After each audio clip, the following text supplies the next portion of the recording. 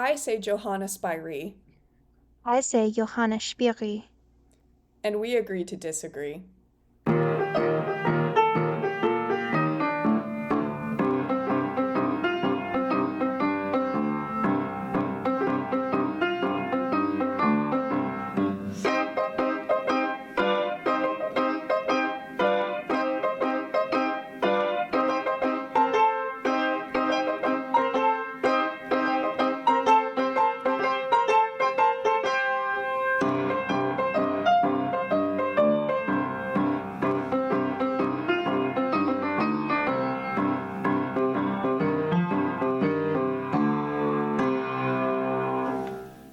Welcome to the 10th episode of the Two Retired Homeschoolers. I can't believe this is the 10th episode.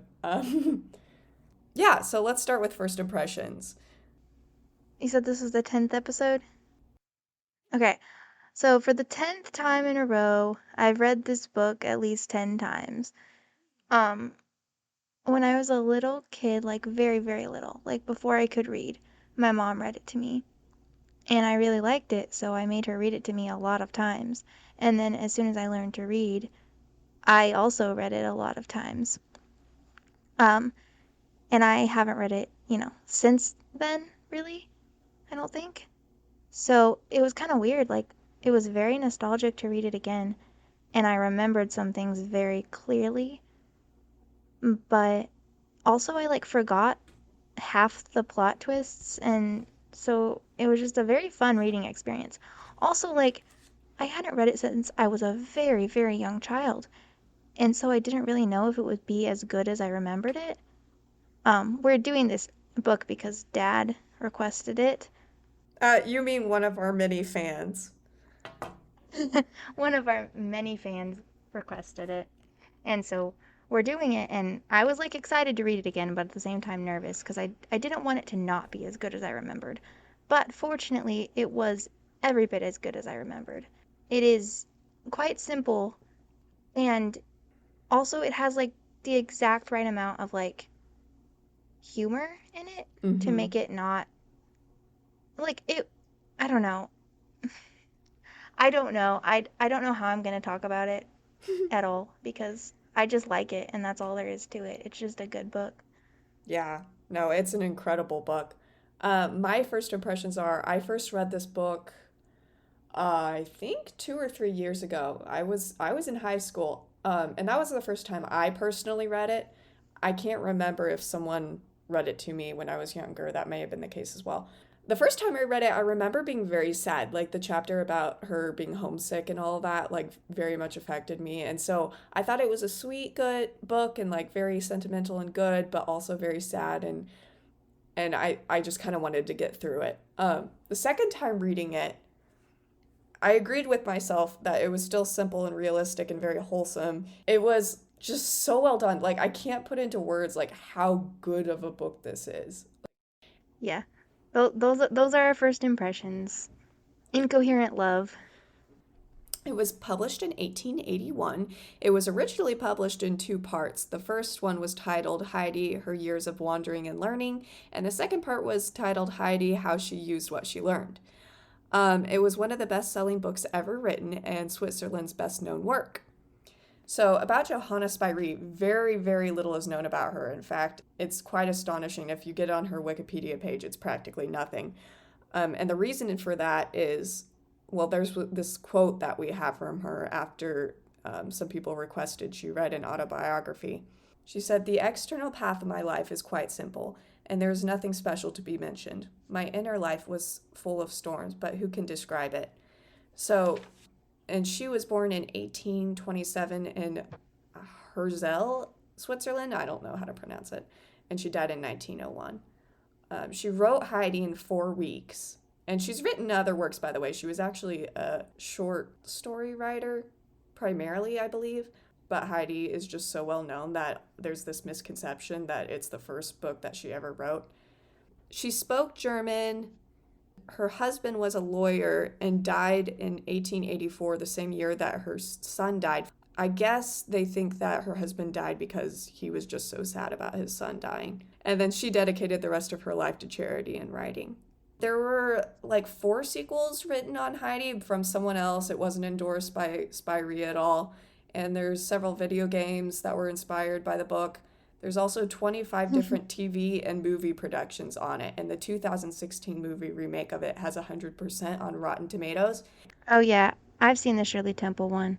It's like entertaining, but it changes stuff from the book and not in a good way. Like the book is better. Almuncle comes down from the mountain and is looking for Heidi, and he gets locked up in jail, and Heidi is running around, and there's all sorts of things happening that don't happen in the book. That's so bizarre. So, since we know very little about Spyri, I took it upon myself to do some extensive research on Switzerland's history because who knows anything about Switzerland's history? Not me, that's for sure. And I thought it just might be interesting. So I'm going to give a quick rundown on it. In 1291, the federal charter came about, which was essentially Switzerland's birth. In 1600, Switzerland was a loose confederacy of 13 cities, while small valley communities made up the rest of it. So it wasn't super established. Then in 1648, the Peace Treaty of Westphalia, I hope I'm pronouncing that right, happened, in which Switzerland was formally accepted as an independent nation by the rest of Europe. And then, from that time period on to like the 1798, there were various wars and a lot of unsuccessful revolts by like the lower class against government affairs and all that. But in 1798, the Swiss Revolution happened, which was 10 years after the French Revolution. And it's said that the French Revolution inspired it because they saw that revolts could be successful. During the revolution, the farmers in occupied territories became free citizens. In 1848 came the federal constitution. So that basically combined principles of the US Constitution and of the French Revolutionary tradition into one, and that is the current existing form of government that they have in effect. So then we have Heidi in 1880 to 1881. Then industrialization happens during that time as well from 1750 to 1900, in which Switzerland was one of the first industrialized countries in Europe. And actually, it's still today one of the very most innovative countries in the world. And then in World War I, this is common knowledge that Switzerland was like a armed neutral country. But there was actually a lot of inward tensions in Switzerland between French and German-leaning citizens, which I thought is interesting. And then between 1933 and 39, Hitler's influence in Germany was seen as a threat in Switzerland, specifically to their independence. And the country became a refuge for like many different German refugees, whether they were Jews or intellects, etc.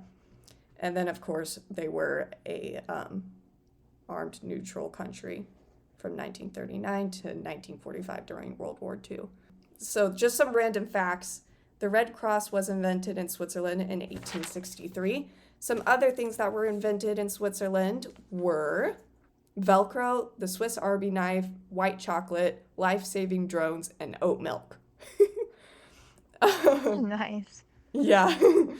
Which are all just like so like wholesome things, Right? Yes. Like even their knife, like their weapon is just a small little handy useful tool. Yeah, it's a MacGyver knife. The Yes. most wholesome knife. Exactly.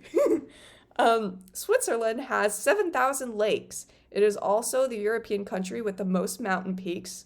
It is also the country with the lowest crime rate.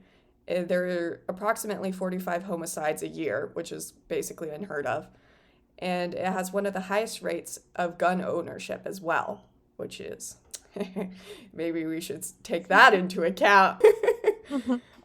Rebecca, your cat is like meowing so much. Yeah, she wants in. Do you think like... She wants you, Holly. She hears you. She's longing for Lucy, you. I love you! Do you think that maybe you should take care of that, or will that be a problem? No. She's supposed to stay outside at night. Okay, but like for She the just ain't audio happy about it. purposes...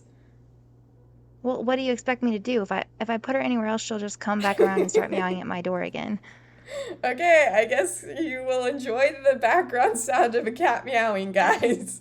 Okay, so other interesting things. So Denmark, Finland, and Switzerland are the happiest countries in the world. I don't know how they decided that, but Switzerland ranks third on that scale. So no work on Sundays is a social expectation in Switzerland. So like it's actually looked down upon if you do work on Sunday. And yeah, that's all I have. I love the sound of Switzerland. Mm-hmm. Okay, it's your turn to give a rundown on the plot, just a short summary. Okay, so in the book Heidi, there's a girl named Heidi who's left with her grandfather way up on a mountain by her sister or sister-in-law, Didi, who doesn't want to take care of her anymore. And she has a very, very happy life until one day Didi comes back and steals her and gives her to some nice, rich German people. Heidi is very, very homesick, and so eventually she comes home and everyone's life gets better because of Heidi. Yeah. But it's not sappy.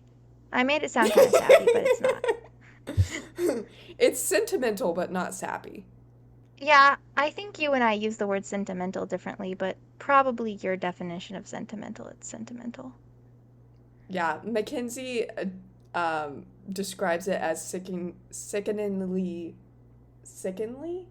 How do you say sickeningly? Wait. I'm gonna spell it out. Sickeningly. You know the word I'm trying to say? Sickeningly? Yes, sickeningly. Why can't I say it? Wait. Sickeningly. Yeah, I said that right? Yes. Okay. That sweet. I see. She describes Heidi like that? Well, she hasn't read it, but that's her That's impression on it without reading it. Oh, okay. You should never judge a book before reading it. Agreed. Okay, so as far as the plot. So it's like a really simple plot, which is like, wow, I don't know what to say, Rebecca. Yeah, because it's really just a story about a kid who, like, has a happy life, and then she's taken away from her happy life by circumstances beyond her control, and she makes friends with people. I don't know, I've never been homesick the way Heidi was, but for some reason, that always has resonated with me. Like, her deep homesickness, and then when she comes back to the mountain, her, like, joy at homecoming. Yeah. And it's so profound for such a simple story. And Spyri describes the Swiss mountains and the cabin and all that so vividly that even if you haven't experienced homesickness, like you were saying, it's like you don't even have to know what Heidi's going through. Like that's how sucked in and Yeah, how well written it is. yeah, like you're homesick yourself for like the wind in the firs that she always has to run out and go listen to, and the way the setting sun sets the mountains on fire, and the fields full of flowers up in the high pastures where the goats go, and the bird that croaks and settles in the highest peak. Yeah, Like, it's so vivid. I know. It's so incredible. And I was observing her writing abilities. And yes, she is a very good writer, but she's not like an incredible writer where she uses like really cool words and makes the sentences flow in just the right way to where it's like, wow, you have this style that is just so unique. It's not like that. It's just simple, very good writing. Which is sometimes the best kind. Mm-hmm. Yeah. A lot of my favorite writers, actually, I love their prose, and I love it because it's deceptively simple. Yeah. It's like powerful, and you have no idea how. Maybe it's because of Heidi that my dream is to live on a mountain by myself and have sheep.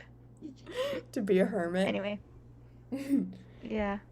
Yeah. But with a village at the bottom of the mountain, you know? Right. The book does talk Yeah. about the importance of having people in your life. Yeah. We should talk about the people in the book. Yes! Okay, let's start with Dee Dee. And the reason I'm starting with her is because she's in the first chapter. When I first Logical. when I first read this book, Dee Dee was like a villain in my mind, just kind of like a character I did not sympathize with. And why are you the way you are kind of a thing. But rereading it and looking over Dee Dee's life situation, like I can understand why she would give Heidi to her grandfather, even if he had a bad reputation with the rest of. Is it Dorfley? Is that how you say it? Because she had looked over her for quite some time, and then she had a good job that she needed to go to. So I think her decision wasn't wrong. And I admire her strength to go against public opinion and also to just like tell Uncle Alp that this is his responsibility and he has to live up to it.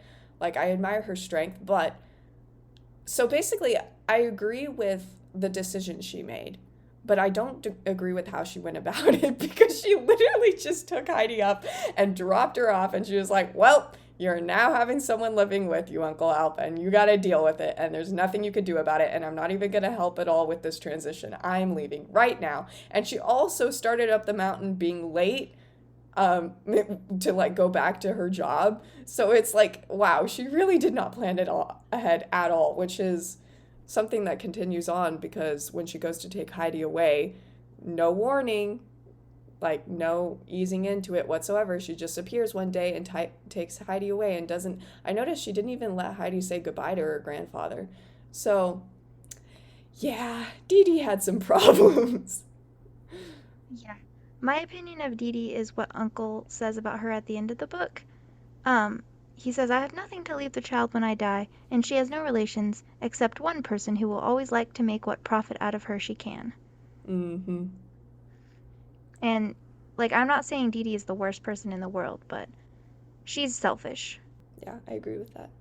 Actually, this is a good place to talk about Rottenmeier, who is. She oversees the. How do you say the last name of the family? Sesamin? Sesamin? Yeah. She oversees the Sesamin She's like their household. housekeeper? Yeah. Because Mr. Sesamin is gone on business a lot of the time, so she takes care of Claire and all that, who is the daughter of Mr. Sesamin. Um, and I kind of had the same revelation with Rottenmeier as well. Like, I just kind of saw her as a villain and nothing else. And actually, there was some criticism of Heidi in which a lot of people thought that it was kind of a black and white book with black and white characters. Like, there wasn't a lot of depth or complications to the characters as there is in normal life. But I disagree with that because Rottenmeier, you can see that, like, when the ghost comes, there's the chapter on the ghost, like, she can get afraid even though she's portrayed as the super strong willed, like, no one's gonna boss her around lady. And then she has, like, a heart, but she's just so in her own head and she's so absorbed by the proper way to do things that, like, it doesn't really come through at all.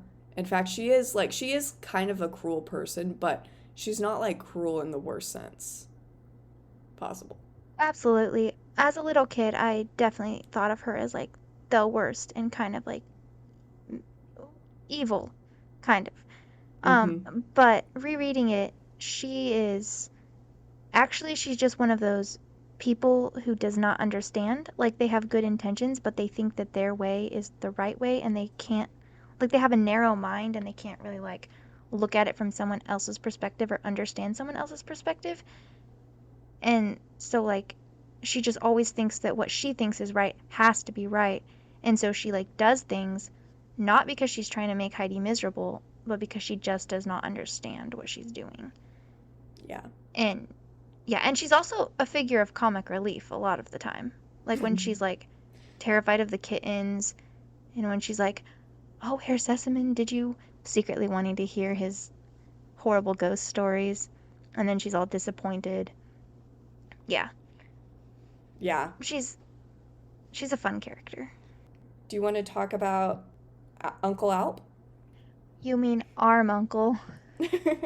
Apparently, we had different translations because it was translated from German.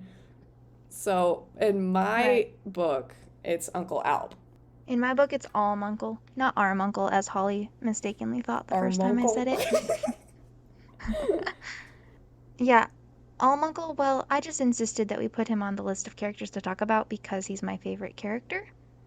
Um, he is grouchy and taciturn, and he lives on the mountain all by himself and wants nothing to do with his fellow man because, as he justly perceives, his fellow man wants nothing to do with him, and he makes stuff and he takes care of Heidi very quietly, gently, and competently. And I love his relationship with Peter. Peter's the goat herd who's a few years older than Heidi, and Peter is he's something else, and he's just a very interesting little boy. And he tends to not always do what he should do, but he lives in fear of Uncle because, well, he should live in fear of Uncle because Uncle will call him to task if necessary. And he calls him General. I Where's your just herd, I General? just like him. Yeah. Yeah, exactly. He has a very specifically male tenderness. He is Person, not but you an wouldn't out know it unless you knew him. Yeah, he's not an outwardly loving character, but he's I don't know. I just really like him. Like I visualize him very distinctly and I just think he's great.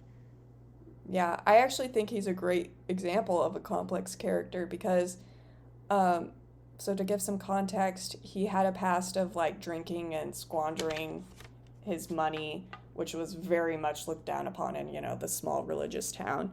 And so he went off and joined the army. Or was that his brother?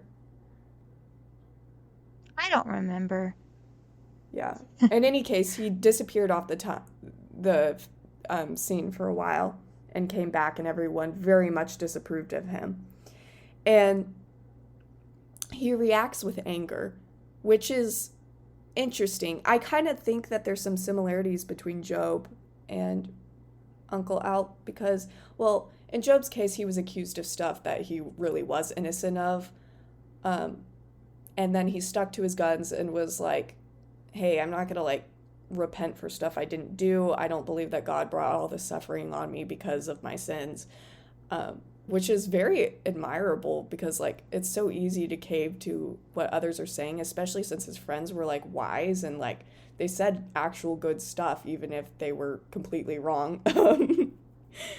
But yeah, like he knew what the truth was and he stuck to what he knew to be true.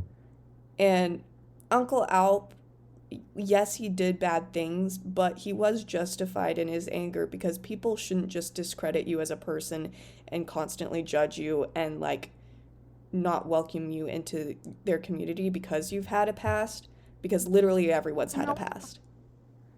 yeah, no one bothered to find out what he'd actually done. Like he was judged on hearsay and the fact that other people disapproved. Like no one actually knew anything about him, as is proved later in the book when the Miller's talking about him and everyone's like, wait, wait, wait, what? Okay, I actually didn't. Like, I don't know.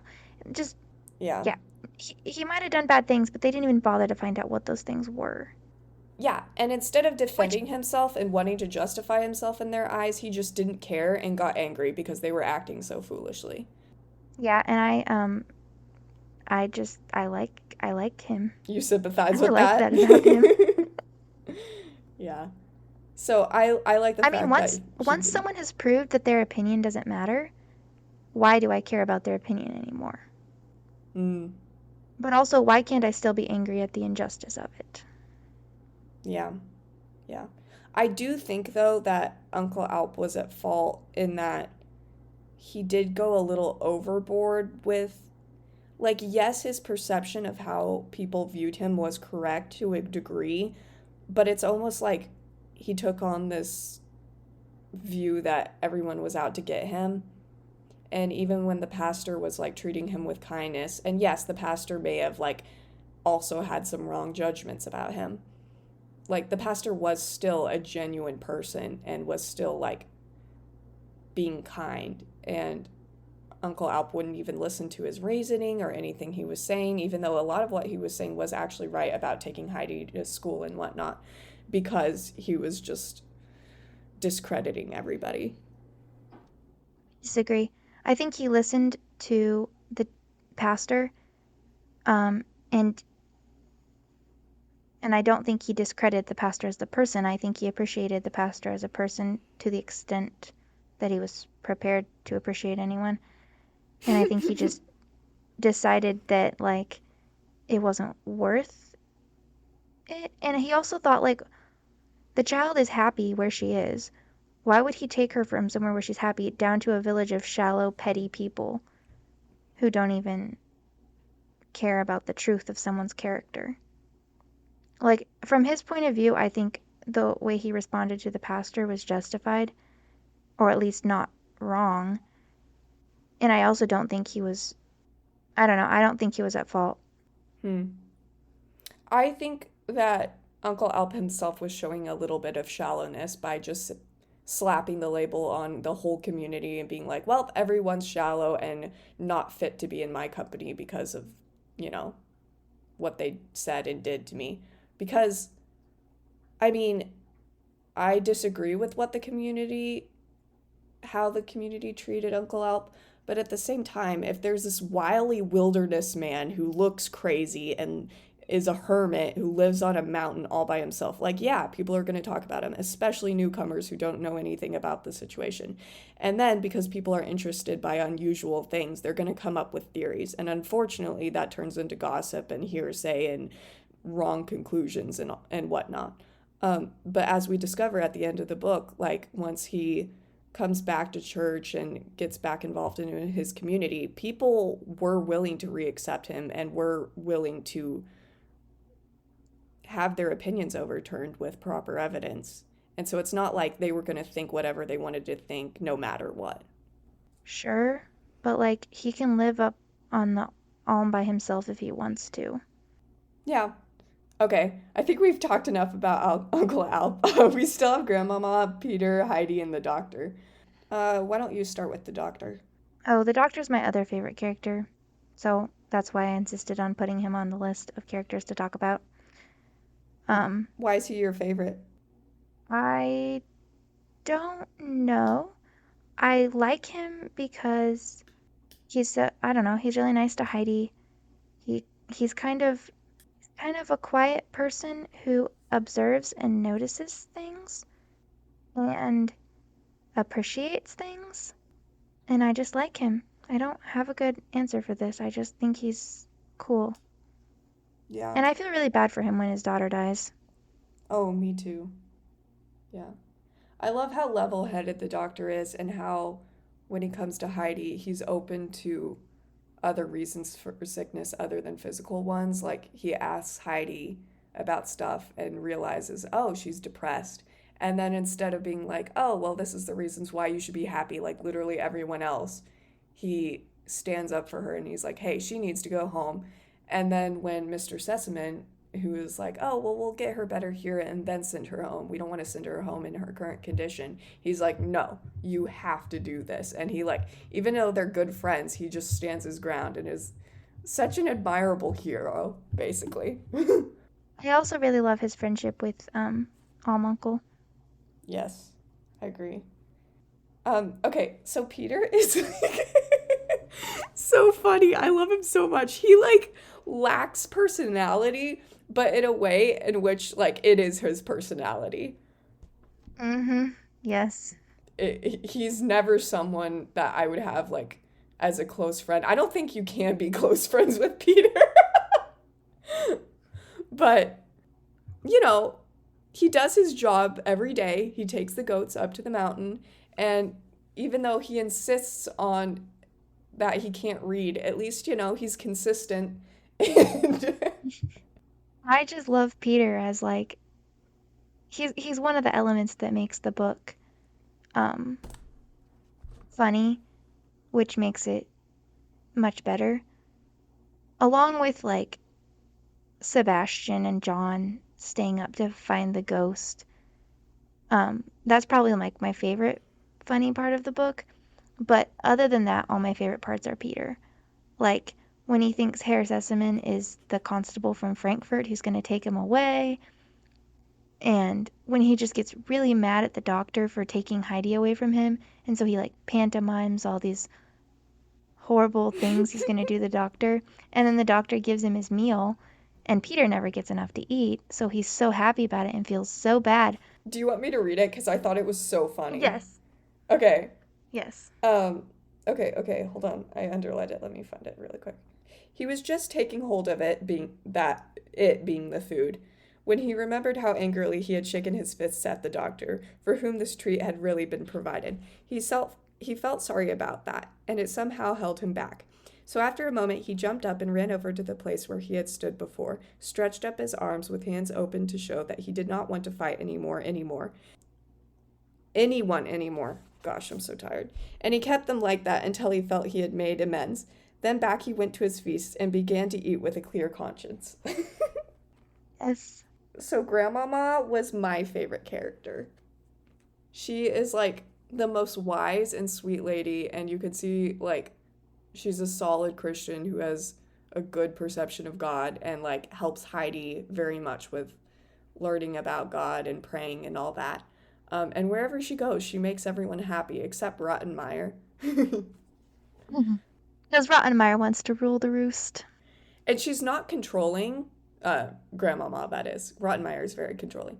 Grandmama is not controlling, but she is like insistent about the truth and and helping people and all that.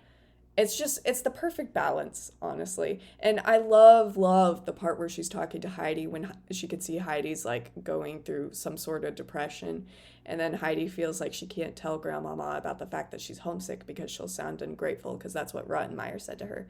So when Grandmama was like, "So what is it?" Heidi was like, "Well, I can't tell anyone," and she was like, "Well, when we have things that are bothering us that we can't tell anyone about, we can always tell God." And I love the fact that Grandmama doesn't even try to force it out of her, even though she's trying to do good and she is on Heidi's side. Well, did you talk about Heidi? Oh my gosh, we didn't talk about Heidi. Heidi's a good character. The end. Heidi is very wholesome, sweet, good. Just all the positive adjectives out there apply to her. The end. Yep, pretty much. Do you think that Heidi was a little bit too like simple and that she was so good and then that's the end? Because I don't, but I want to hear your opinion.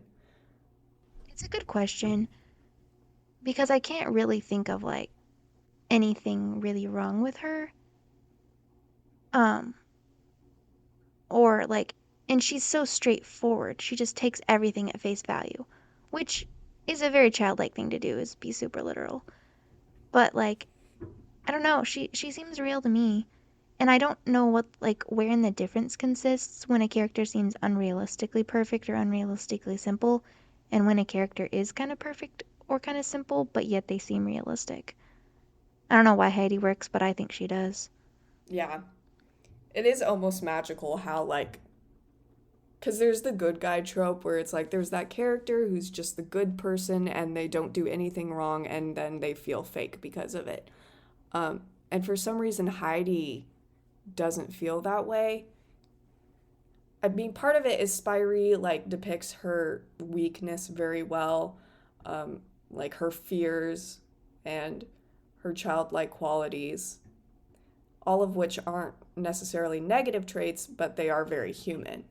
So that helps, I suppose. Yeah.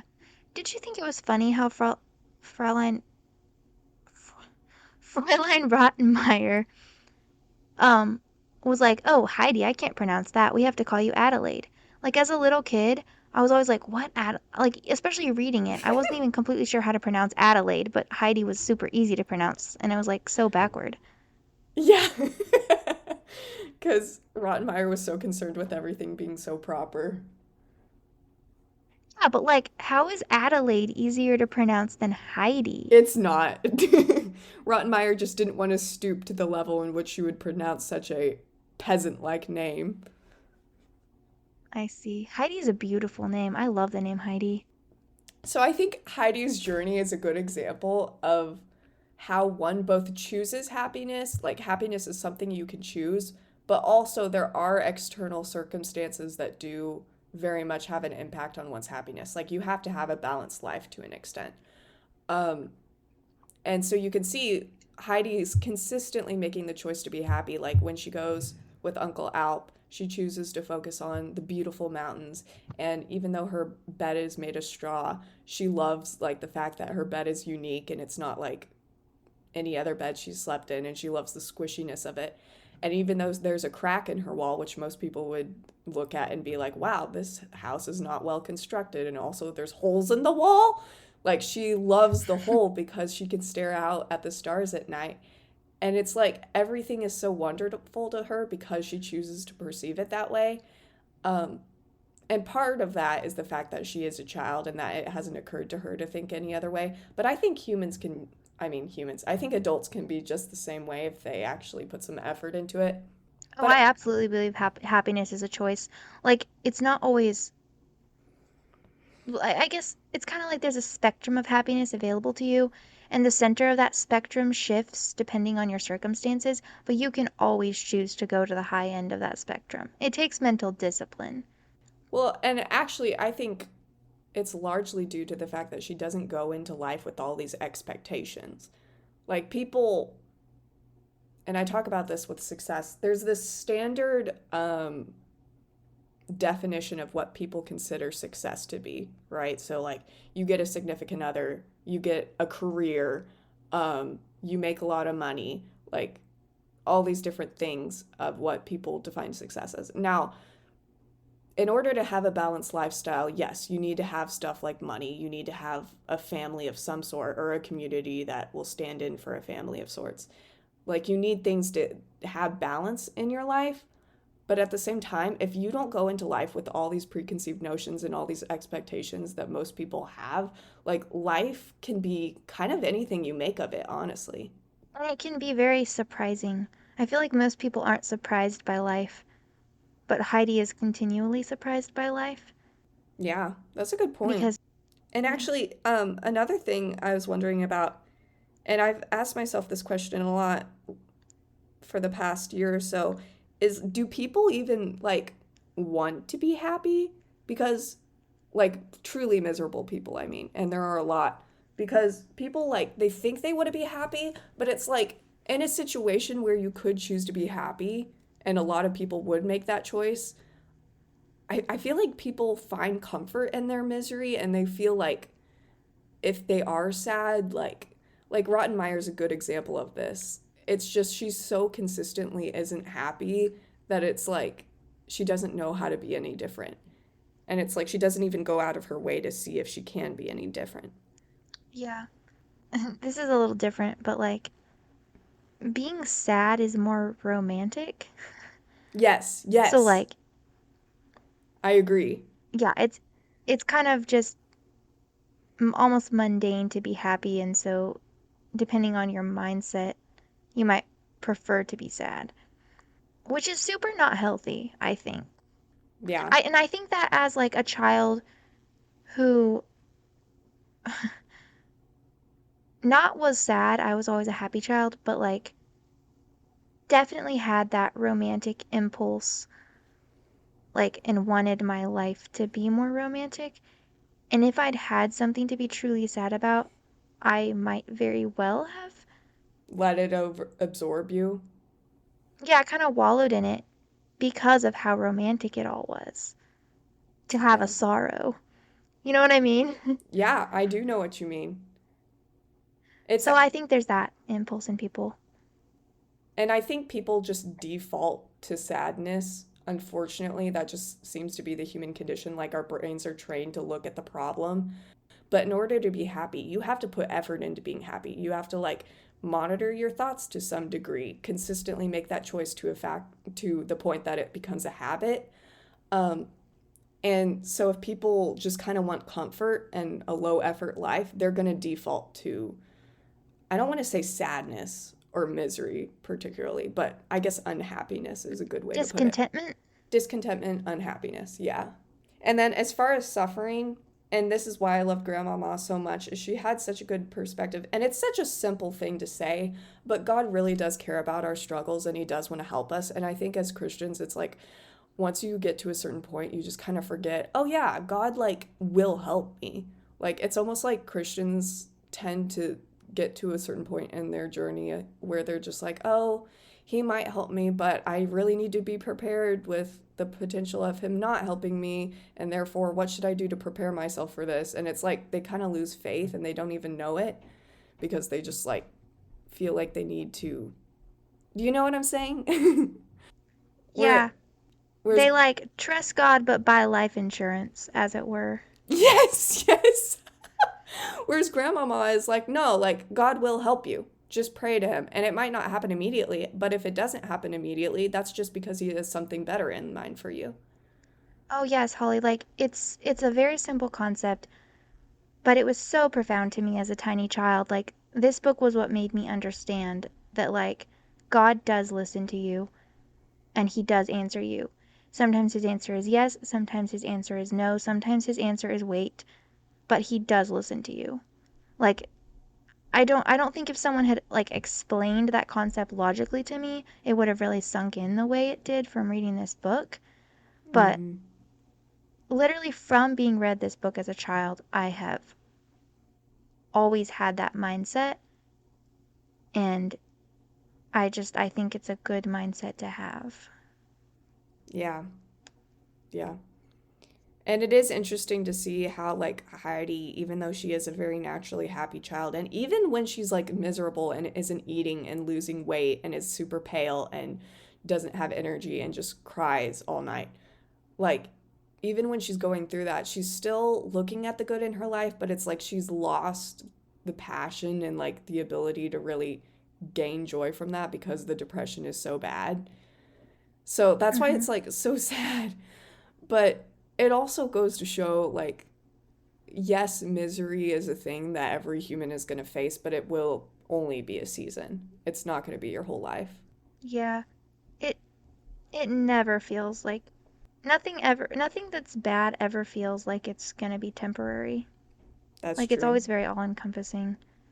Yeah, yeah. No, I and Claire is a really good example of that with her not being able to walk. And then everyone just thinks that, like, oh, she's never going to get better. But then she did. Yeah. Favorite quotes? Yeah, yeah, say yours first. While you find yours. Okay. As Clara and Heidi lay in bed that night, looking at the stars, Heidi said suddenly, I've been thinking, isn't it a good thing God doesn't always give us just what we're asking for, even though we pray ever so hard? Of course, it's because He knows something else will be better for us. What makes you say that now? Asked Clara. When I was in Frankfurt, I prayed so hard to be allowed to go home at once, but God didn't let me, and I thought He had forgotten me. But if I had gone home then, you would never have come here and got well. Clara considered this, and then she said, But in that case, perhaps we ought not to pray for anything, because God knows, as we don't, what is best for us. I don't think that's quite right either, Heidi replied quickly.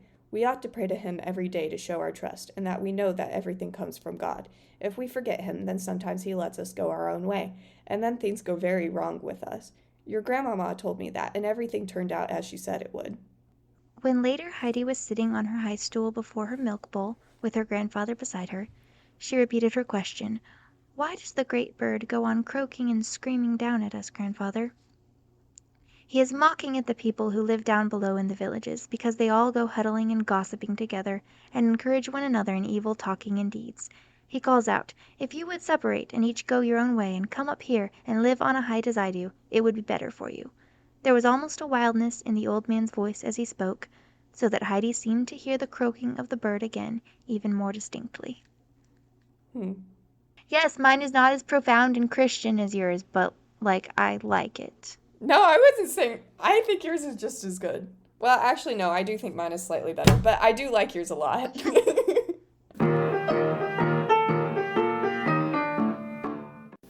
Thank you for listening to the 10th episode of the Two Retired Homeschoolers podcast. Please join us again 2 weeks from now when we review Tucker by Louis L'Amour. And stay tuned for bloopers.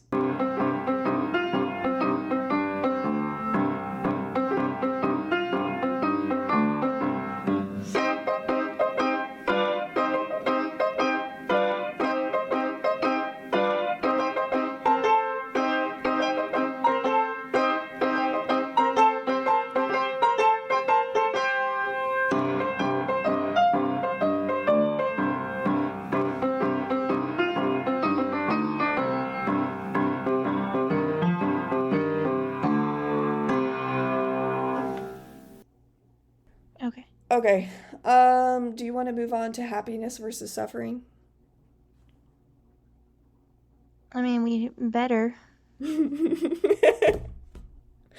We might have to re record this tomorrow. I don't know. Okay. So happiness versus suffering. What about it? Don't you think that Heidi was such a happy character? I do think she was a happy character, and then she suffered. Isn't it so sad how she went through suffering? It was so sad. It was like the opposite of happy. Okay. So Heidi. Okay. Heidi is a great example of happiness because she's just so happy.